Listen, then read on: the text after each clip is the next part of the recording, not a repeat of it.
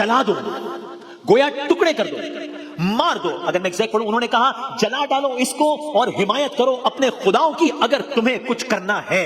आपस में बोले इसकी जबान तो नहीं रोकी जा सकती इनकी, ऐसा करो इनको जलाकर राख कर दो, मदद करो इन खुदाओं की, इनको जलाकर।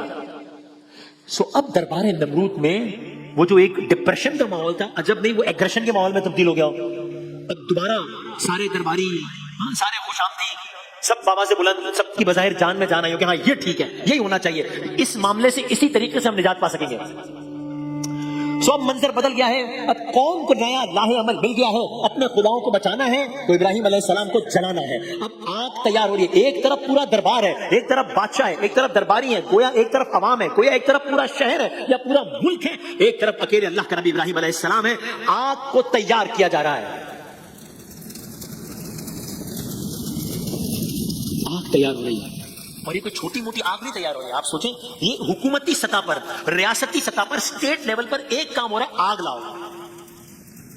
अब लोग लकड़ियां ला रहे हैं, अजब नहीं कोई लकड़ियां चुन रहा हो, कोई बात कर रहा हो, अरे इब्राहिम अलैहिस्सलाम ने ये किया था, नमरूद बादशाह ने फैसला किया है आग में जला देना है, सब लकड़ियां ला रहे हैं। देखते ही देखते लकड़ियों का वो ढेर पहले एक टीला बन गया, वो टीला फिर एक पहाड़ी बन गई, गोया लकड़ियों का एक पहाड़ बन गया, एक इज्तिमाम है, लोगों का मजमा है, और आग बुलंद होती जा रही है, बुलंद होती जा रही है।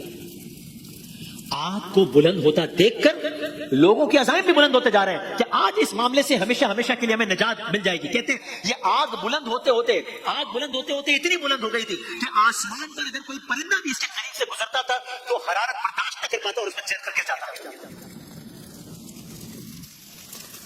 आग तो लगा ली, अब एक नया मसला पैदा हो गया, आग इस शिद्दत की लगा दी है कि अब तो इस आग के करीब जाना मुमकिन नहीं है आग की हरारत की वजह से। तो इब्राहिम अलैहिस्सलाम को आग में डालना किस तरह है?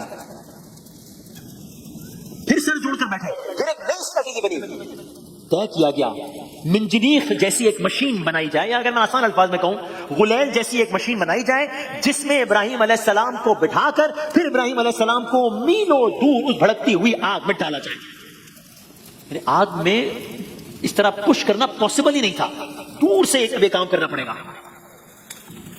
इस चीज को भी अमली जामा पहना दिया गया।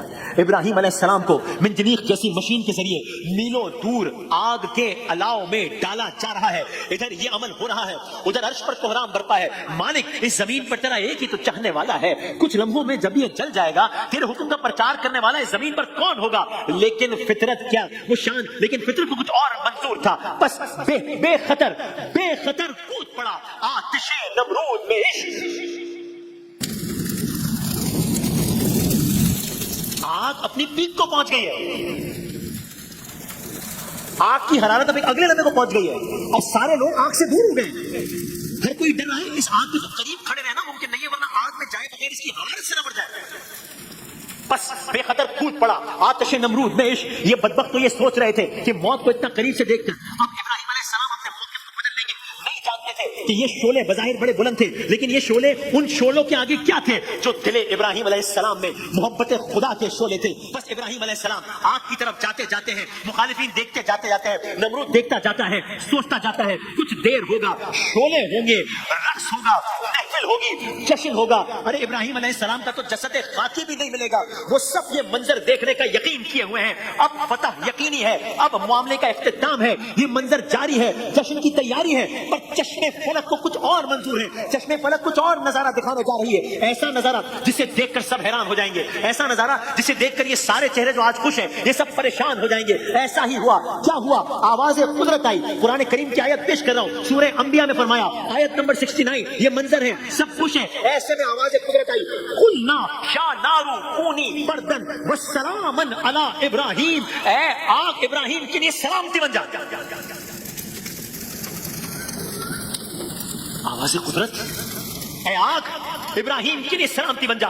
बस अब मंजर बदलने जा रहा है। अब लोग तो देख रहे हैं, लोग तो वही हैं, मैदान तो वही है, इब्राहिम अलैहिस्सलाम तो वही है, आग तो वही है, लेकिन अब मंजर वही नहीं है। लोगों के देखते ही देखते लोगों को एक अजब मंजर منظر محسوس ہو رہا ہے. ارے یہ کیا, اس آگ کی حرارت کچھ کم ہوتی کیوں محسوس ہو رہی ہے, اس آگ کی تپش کچھ کم ہوتی کیوں محسوس ہو رہی ہے, یہ دیکھتے ہی دیکھتے شعلے کچھ کم ہوتے کیوں محسوس ہو رہے ہیں, ارے دیکھتے ہی دیکھتے یہ شعلے بجھنا کیوں محسوس ہو رہے ہیں, اور یہاں تک کہ آگ کا درجہ حرارت کم ہوا, آگ کے شعلے کم ہوئے, آگ کی تپش کم ہوئی, آگ بجھنا شروع ہوئی, یہاں تک کہ یکدم آگ بجھ گئی.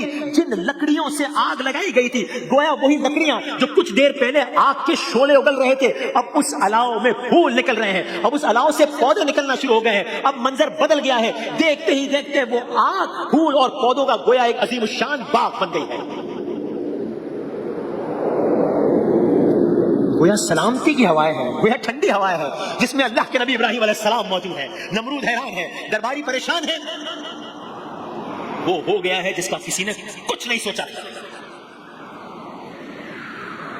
یہ ایک منظر, یہ ایک داستان, دامن وقت میں گنجائش نہیں ہے, میں نے داستان آج کی حد تک ختم کرنی ہے.